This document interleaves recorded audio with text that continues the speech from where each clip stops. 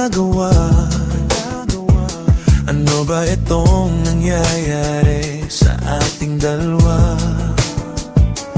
Di ko inakala ikaw pala ang bigay ni bathala. Di na sana tumingin sa malayo, nagsayang ng oras para maglaro. Meron ka palang tinatago, aminin ko pareho lang pala tayo.